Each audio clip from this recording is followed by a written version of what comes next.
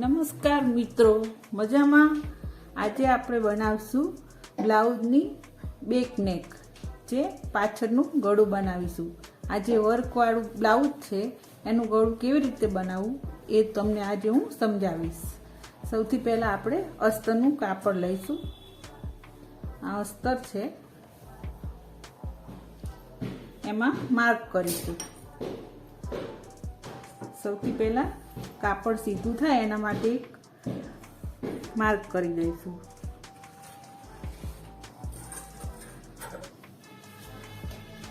અડધો ઇંચ હુકાઈની પટ્ટી માટે અડધો ઇંચ એક્સ્ટ્રા આ બાજુ સાઈડમાંથી લઈ લઈશું.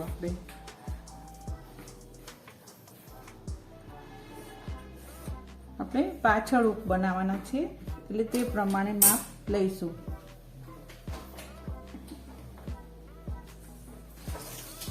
બ્લાઉઝની લંબાઈ છે 14.5, એટલે એક ઇંચ એક્સ્ટ્રા એટલે 15.5 લઈશું.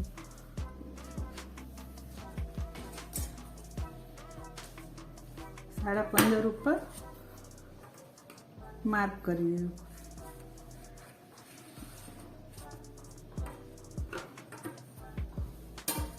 શોલ્ડર 7 ઇંચ, બોટ નેક બ્લાઉઝ છે એટલે 7 ઇંચ લઈશું. હવે આપણે લઈશું કમરનું માપ. કમર 28 ઇંચ છે એટલે તેનો ચોથો ભાગ 7 ઇંચ.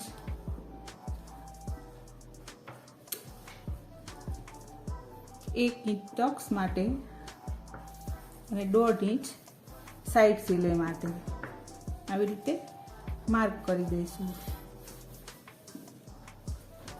3.5 ઇંચ ગળાની પહોળાઈ લઈશું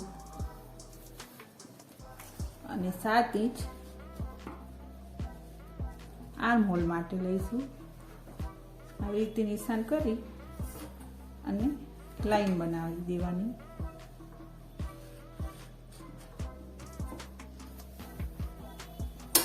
આ જે માર્ક કર્યું છે તેની સીધી લાઈન બનાવી દઈશું.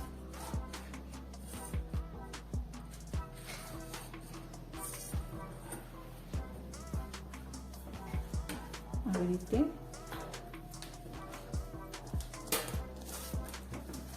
ત્રણ ઇંચ ગળાની લંબાઈ લઈશું. એનું બોક્સ બનાવી દઈશું.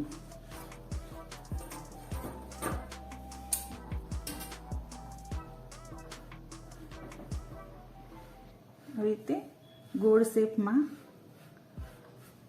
દોરી દઈશું. અહીંથી એક ઇંચ જેટલું દૂર રહે એવી રીતના ગોળ શેપ આપી દઈશું. આર્મ હોલમાં ગોળ શેપ આપી દઈશું. આવી રીતે બેક નેકનું કટિંગ કરી લઈશું.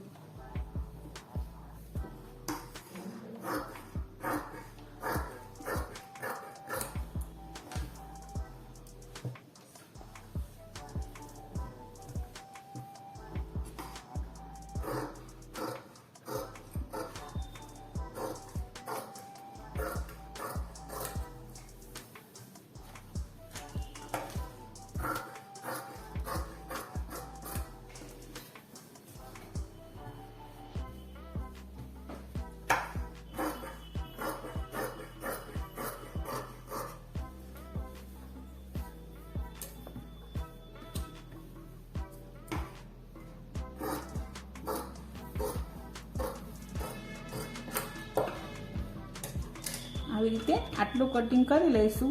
હવે આપણે જે મેઇન બ્લાઉઝ પીસ છે તેના ઉપર મૂકી અને કટિંગ કરીશું.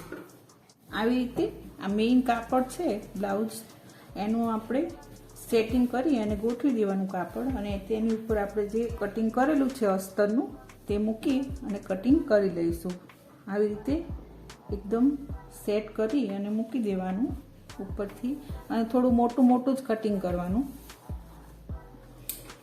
એક્સ્ટ્રા કાપડ વધારે રાખીને જ કાપી દેવાનું.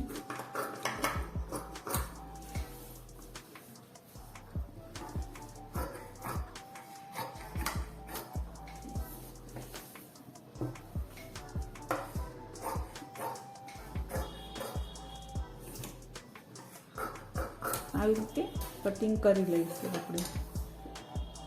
હવે જે આ ઉપરનું જે વર્ક કરેલું છે ત્યાં 2 પોઈન્ટ જેટલું કાપડ રાખી અને એનું કટિંગ કરી લઈશું.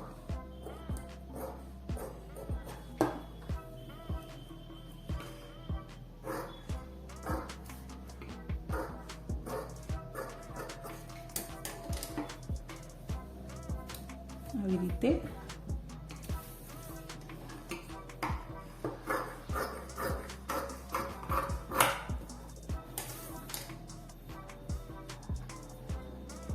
હવે આપણે આ જે અસ્તરમાં જે કટિંગ કર્યું છે ગળાનું એ તેની ઉપર સેટ કરીશું આવી રીતે.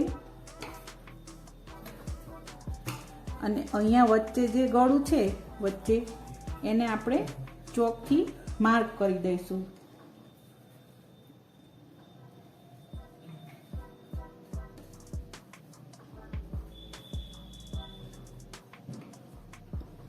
આવી રીતે ચોકથી આ જે વર્ક છે એનું માર્ક કરી દઈશું એટલે આપણને ગળાનો શેપ ખબર પડી જાય. આવી રીતે એકદમ વર્કનો જે શેપ હોય એ જ અસ્તર ઉપર આવી જશે.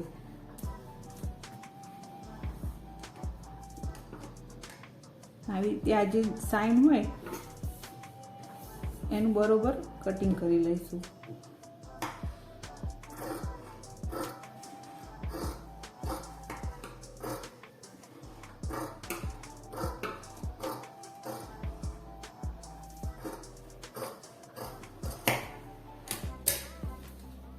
આવી રીતે કટિંગ કરી અને એક પાર્ટ્સ લેવાનો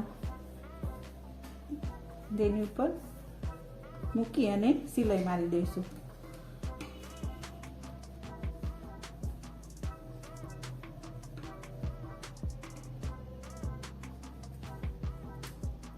આવી રીતે એકદમ સેટ કરી અને અસ્તર હોય તેની અંદરથી વર્ક દેખાય જ એટલે આપણે એકદમ અસ્તરને અડીને જ સિલાઈ આવે એવી રીતે સિલાઈ મારી દઈશું.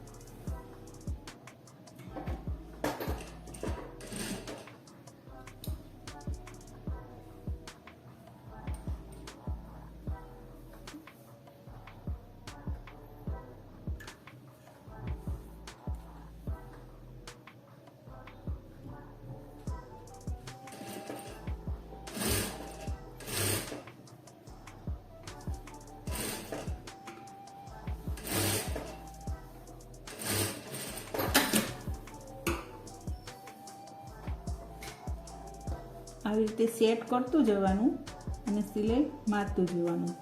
એકદમ વર્ક જે કરેલું હોય એને જોતું જવાનું નીચેથી અને સેટ કરી અને સિલાઈ મારી દેવાની.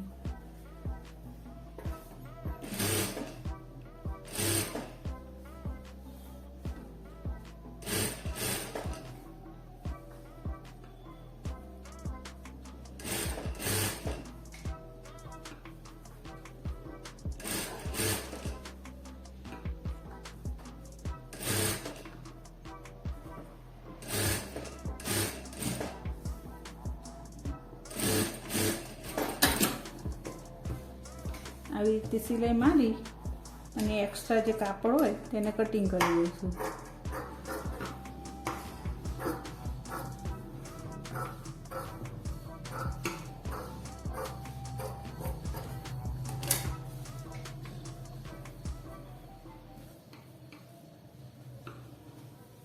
આપણે હવે પેપર પેસ્ટિંગ લઈશું. આવી રીતની પેપર પેસ્ટિંગ લઈ અને આ જે ગળું બનાવેલું હોય તેની ઉપર મૂકી અને સિલાઈ મારી દઈશું.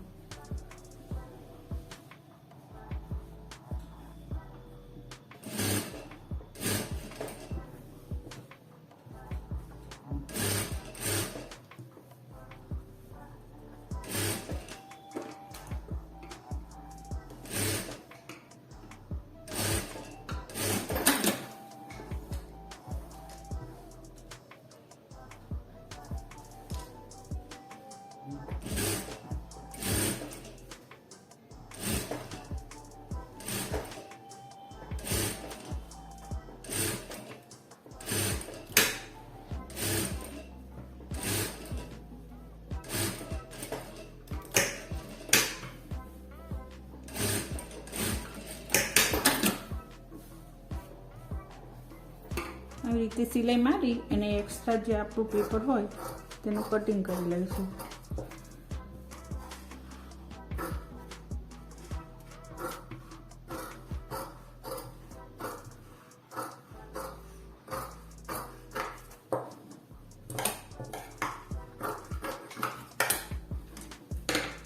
આવી રીતે સિલાઈ મારી અને આ જે વચ્ચેનો ભાગ હોય ગોળ આકાર તેમાં કટના નિશાન આપી દેવાના.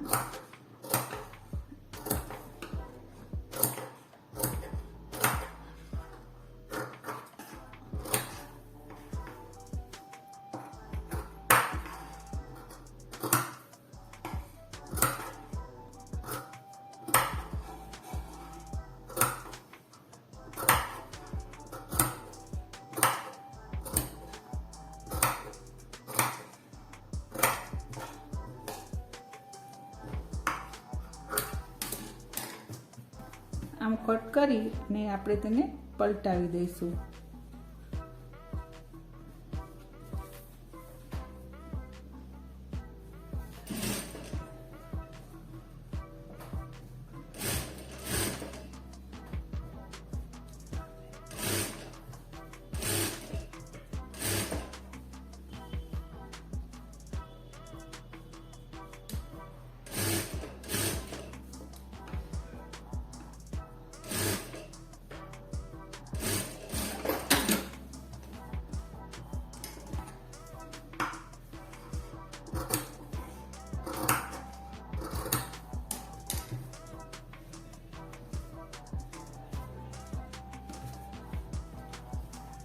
આવી રીતે કાપડ ઊંધું કરી અને પલટાવી દેવાનું.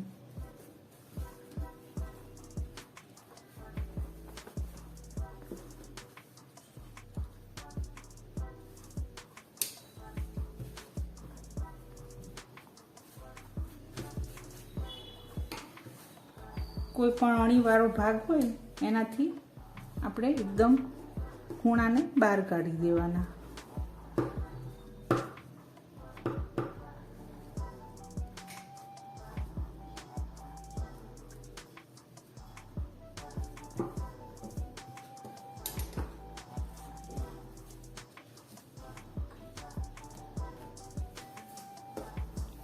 આવી રીતે પલટાવી અને ઉપર એક સિલાઈ લગાવી દઈશું.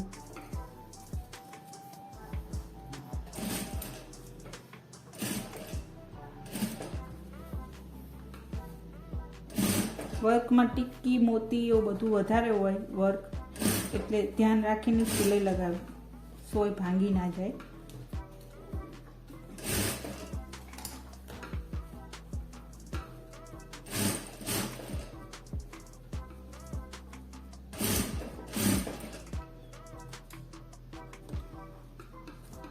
અહીંયા થોડું વર્ક અહીંયા ઓછું રહેશે, કારણ કે એ જે બનાવ્યું છે એ વર્ક થોડું નાની સાઈઝમાં બનાવ્યું છે, એટલે આપણે થોડી જગ્યા અહીંયા રહેશે.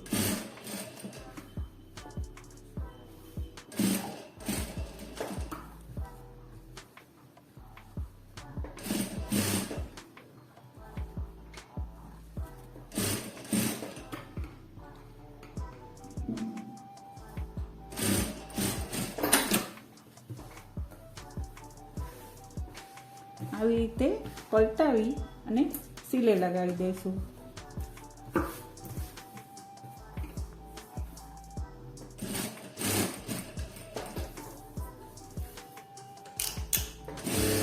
જોઈન્ટ સિલાઈ લગાવી દેવાની.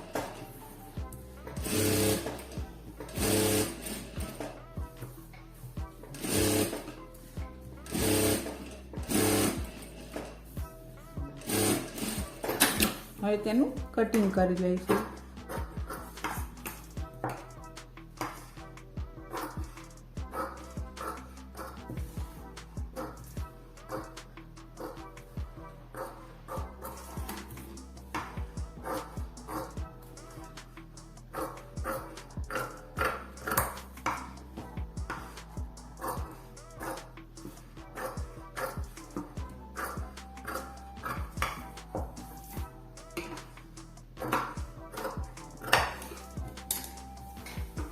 આવી રીતે એક્સ્ટ્રા કાપડનું કટિંગ કરી લેવાનું.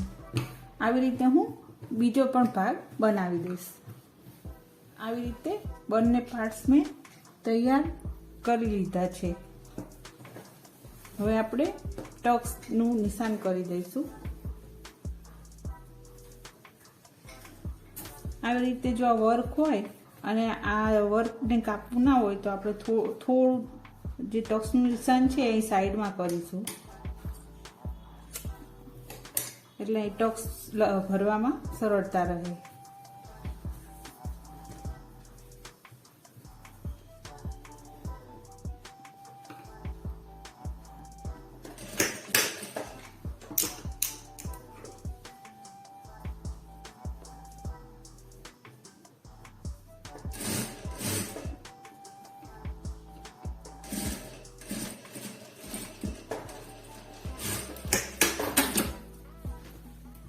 આવી રીતે બંને બાજુ ટક્સ કરી લઈશું.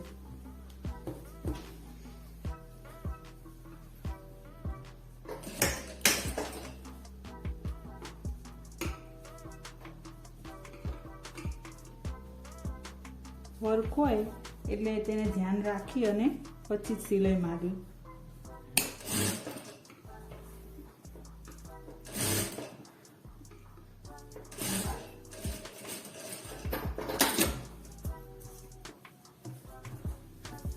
આવી રીતે બંને બાજુ ટક્સ ભરી લીધા છે. હવે આપણે હુકાઈની પટ્ટી લગાવીશું. આવી રીતે પટ્ટી લઈ અને પટ્ટી લગાવી દેવાની. આ પટ્ટીમાં હૂક લગાવીશું. પછી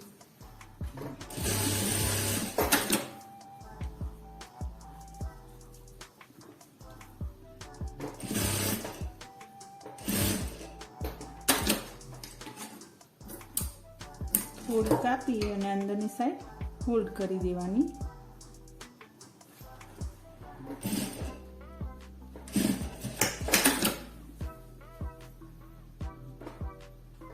આવી રીતે ડબલ સિલાઈ લગાવી દેવાની.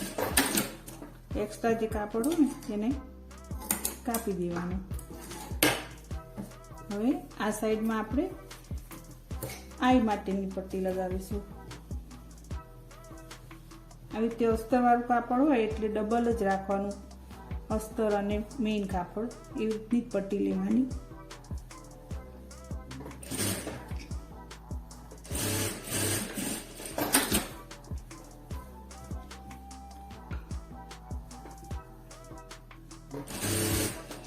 આવી રીતે ફોલ્ડ કરી અને એક સિલાઈ લગાવી દેવાની.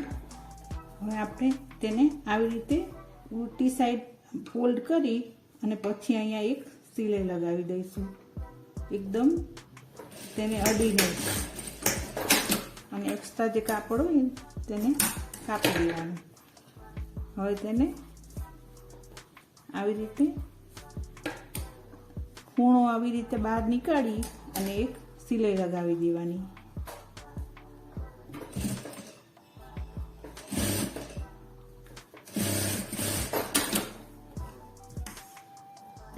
આવી રીતે એક્સ્ટ્રા કાપડ કાપી દેવાનું. આવી રીતે હવે હું ઉપરની સાઈડ પણ એક આઈ માટેની પટ્ટી લગાવી દઈશ. આવી રીતે મેં ઉપર પણ આઈ માટેની પટ્ટી લગાવી દીધી છે. હવે આપણે નીચે એક પટ્ટી લગાવી દઈશું. આવી રીતે એક પટ્ટી લઈ અને નીચે પણ લગાવી દઈશું.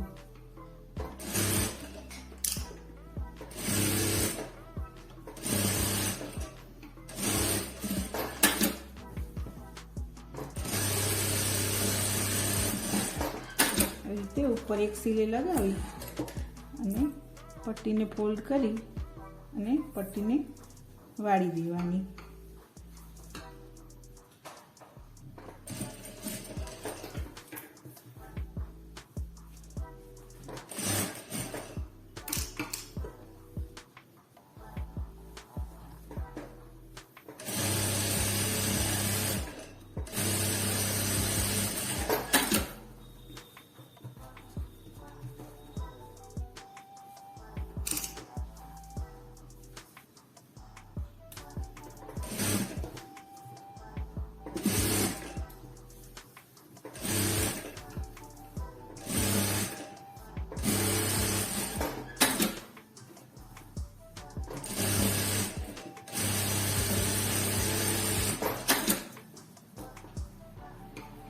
રીતે બંને સાઈડમાં પટ્ટીને ફોલ્ડ કરી અને વાળી દેવાની.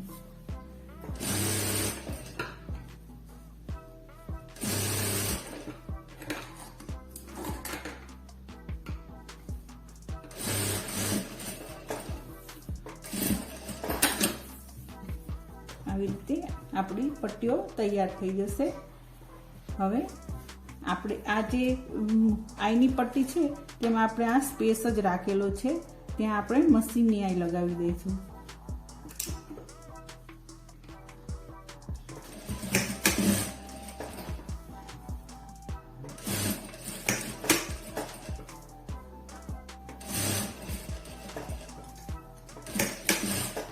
આવી રીતે મશીનની આઈ કરી દેવાની. આવી રીતે નીચે પણ કરી દેવાની. આવી રીતે કરશું તો હૂક એકદમ કાપડની સાથે ફિટ થઈ જશે અને તેનું ફિનિશિંગ સારું લાગશે. આવી રીતે બેગને તૈયાર થઈ જાય છે.